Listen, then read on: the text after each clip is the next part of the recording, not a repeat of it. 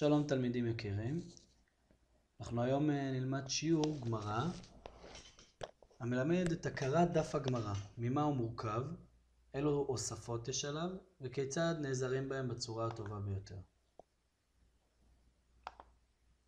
זהו דף הגמרא, כך נראה דף גמרא רגיל שתראו בכל מקום.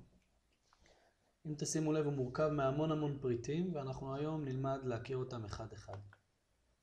אז למעלה יש לנו כמה פריטים. אחד זה שם המסכת. הדף הזה לקוח ממסכת ברכות. זהו עמוד ב', דף ב', עמוד א', מתוך מסכת ברכות, תחילת המסכת. הפרק הוא פרק ראשון, זו כמובן תחילת המסכת, אז זהו פרק ראשון. ושם הפרק הוא מאמתי, בגלל שהפרק מתחיל במילים מאמתי קוראים את שמה בערבית. שם המסכת הוא תמיד יהיה המילים הראשונות של המסכת.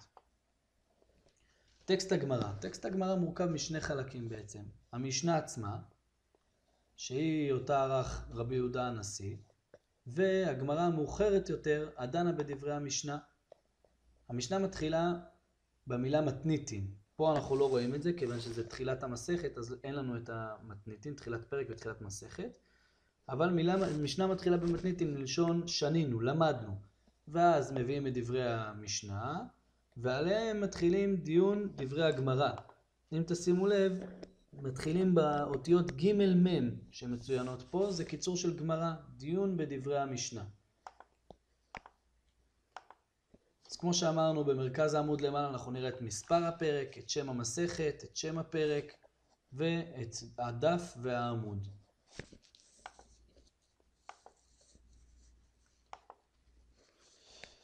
טקסט הגמרא מורכב ממשנה, כמו שאמרנו, שתיפתח במילים מתניתין, מלשון למדנו, ודברי הגמרא שהם מלשון לימוד, דיון בדברי המשנה. עיקר מטרתו של התלמוד היא לבאר ולדון בדברי המשנה וללמד אותנו הלכות, דברי אגדה ומוסר.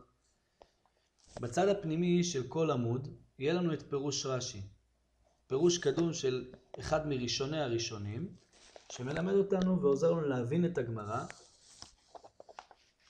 בצד השני של העמוד, שזה הצד החיצוני, יהיה פירוש בעלי התוספות. אותו כתבו נכדיו של רש"י, ניניו, תלמידיו. הם מקשים על דברי הגמרא, מקשים על רש"י, מתרצים את הגמרא. את רש"י הם לא תמיד מתרצים, לפעמים הם חולקים עליו. עכשיו, אם נבין טוב את הצדדים, כשאני אומר הצד הפנימי של העמוד, זה אומר כשספר פתוח, הצד שקרוב לתוך הספר, זהו הצד שבו יהיה פירוש רש"י. זאת אומרת שפירוש רש"י של שני עמודים בעצם צמודים אחד לשני, ואילו פירוש בעלי התוספות בצד החיצוני של הספר. זאת אומרת קרוב ליציאה מהספר.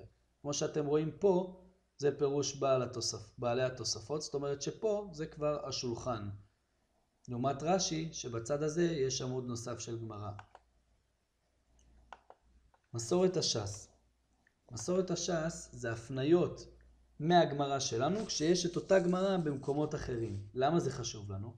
לפעמים הסוגיה, כמו שהיא מופיעה אצלנו, מופיעה במקומות אחרים בצורה מעט שונה. זה יכול ללמד אותנו המון לראות את המקבילות של הסוגיה במקומות אחרים. אנחנו נראה על הגמרא שלנו סימון כזה, א' בכתב רש"י או ב' או ג' בהתאם למספור על אותו עמוד, ונלך למסורת הש"ס ונראה לקמן וכולי, נראה את המקום שבו זה מופיע בש"ס, נוכל לפתוח שם ולראות איך זה מופיע שם. דבר שני חשוב זה תורה אור השלם. תורה אור זה מקורות לפסוקים שהגמרא מביאה. למה חשוב כל כך לדעת את זה? מכיוון שלפעמים הגמרא לא מביאה את הפסוק בשלמותו. לפעמים דווקא החלק שהגמרא לא מביאה הוא החלק שממנו הגמרא מוכיחה את מה שהיא רצתה להוכיח.